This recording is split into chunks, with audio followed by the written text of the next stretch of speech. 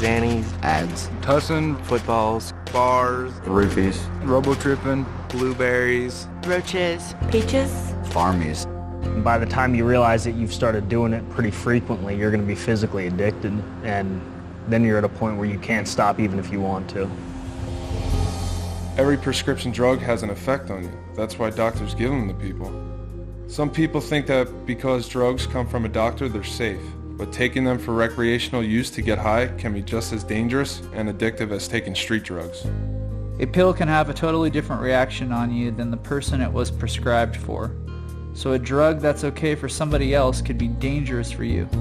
Because of potential for abuse and addiction, the DEA puts many prescription drugs in the same category as opium and cocaine.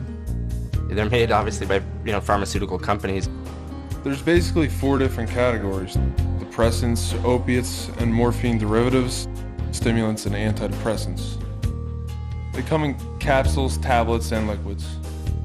A lot of people think that taking a prescription medication is okay because it's not illegal. But the truth is that taking a prescription drug or giving a prescription drug is a form of using drugs or drug dealing. The first time I ever took Xanax was with friends. They just had some and I was curious. I was curious and I had a friend that just told me about it and I wanted to try it and I tried it. It was in high school. I remember one of my friends had gotten a tooth pulled, I think it was, and got a prescription of them. He had an entire bottle and he was just telling me what it was and if I wanted to try it, and I just went for it. I was introduced to it by a friend of mine that actually was going to see a psychiatrist to get it. I was just hearing all of these good things, or these fun things. It's like you're drunk and you don't have to drink. It's like, oh, they must be great. I'll try one. It's like, okay, well here, take these. You'll have a great night. You're gonna feel really good.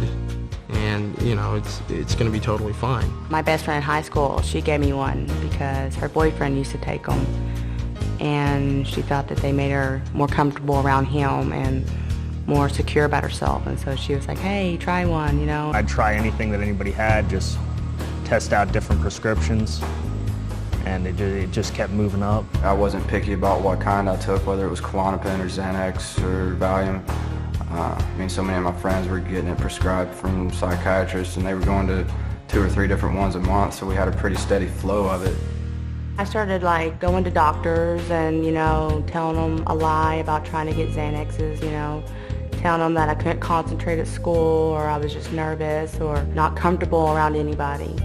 Then I would start getting prescriptions. Being that they're prescribed, it was easy to justify to myself that I was probably the kind of guy who needed this kind of thing, and it was okay. At school, I didn't really remember the day, or it made the day go by really quickly. So I got them as often as I could, and I took them as often as I could. They tend to blur reality quite a bit, and the days sort of run into one another. Days turn into weeks that turn into months, and you don't realize it just sort of slips away from you. Because I wasn't experiencing anything that I cared about in life. I didn't have any feelings. I didn't have any emotions. Kind of lulled myself into a false sense of security, feeling like I was getting away with stuff, even though I'd still have to deal with it when I came down. You're constantly high, so you're not yourself. You're not the person that anyone in your life knew you as. You're some stranger to them, and you're mean. I would steal from my mom. I would steal from my brother. I would act out at family functions. I'd make a fool of myself. I would embarrass them. I would tell them things that I didn't mean, be very hateful. And it got to the point where my family kicked me out of the house and weren't willing to have me around when I was taking it because of how violent I would get. Within 24 hours, you're starting to come down and you crash off of it. Feeling like the worst case of the flu, can't move, can't think, just don't feel like yourself at all. Feel yourself starting to get depressed, being just less happy with everything around you. I was very depressed. My panic attacks and anxiety was at a very high point. I would be very emotional. I would start crying, angry. When you're in that position, when you're feeling really physically ill and you know that you can get rid of it, it can be gone in 20 minutes. It's just all too easy to reach over and grab some more. By the time somebody's been addicted for so long, they don't have enough strength left in them to actually try and do that, so it's just easier to stay high. I would black out and you're like, okay, what happened for the last 2 days? You'd piece things together and you couldn't remember it one bit, totally black. When I would black out, I was completely awake, but I have no recollection of what happened. On my way home from the party, I got into 3 different car accidents because I was blacked out and I had no idea what I was doing. Got to my mom's house and the cops were coming. I knew they were coming. My only solution was my plan was to blow up my car in my mom's driveway. So I went out and I set my car on fire. I passed out at a party. I woke up. The next thing I knew, I was at a hospital, and my friend that I was at the party with told me what happened and said that I took about 20 Xanaxes that night. They called an ambulance, took me to the emergency room, and they had to pump my stomach. They thought I was trying to kill myself, but I was just trying to get high. I was drinking with the guy, and he kept on encouraging me to drink more, and I didn't understand. I just didn't really question it. I think I was 16. And then about a few hours later, I woke up in his bed and we were having sex and I started crying and I pushed him off of me. I don't know how he thought that was okay. I don't know how I didn't say no. I don't remember, so I assume that I did, but maybe I didn't. Like you just don't know. When you use Rohypnol and you're forgetting everything, you have no idea what you really did. A guy that I used to know is on death row now in Arizona because he was on Rohypnol.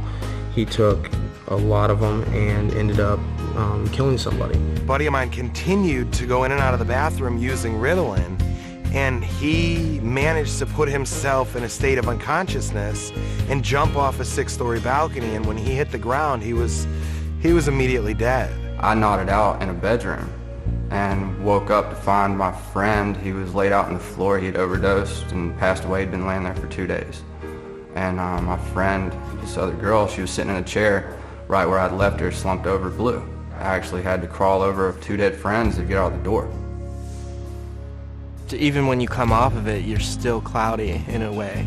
Can't comprehend short-term memory loss. Things don't seem to be as clear in my mind. Things don't seem to connect as quickly in my mind. I don't remember any of the times that I was blacked out. Everything that I know from when I was blacked out comes from third party, so there's definitely chunks of my life that I'm missing, and I don't know that I'll ever get them back. There's weeks of time that I have no idea, what was going on. The people who want you to buy these drugs don't care. They really don't care about what happens to you. They want the money, and that's really what it comes down to. Otherwise, they just wouldn't do it. They wouldn't make it sound so good. They wouldn't make it sound so interesting. They wouldn't make it sound like this thing that it's going to be this one-time fun thing. If I knew what the side effects and the consequences, and if I knew that I was going to be the way I was, I mean, there would be no way that I would have ever taken Xanaxes, because still to this day, I have a lot of regrets. The biggest danger of it is, seriously, the word of mouth. People talk about it and always talk good about it because they think it's okay, it's not going to hurt you. But it's just as hard on you as a cocaine would be. Eventually it gets to where it grabs hold of you and sucks you in. Just because it's readily available, or just because you can get it from your doctor, or just because your mom has it in the medicine cabinet or whatever, doesn't make it okay, and it doesn't mean that it's safe. I remember when I was little, you got TV saying just say no. I'm like, okay, just say no, whatever. But nobody ever says this is going to kill you. This is going to take your life away. This is going to make your family hate you. It's going to make your girlfriend hate you. It's going to make life a living hell. I probably would have listened to him.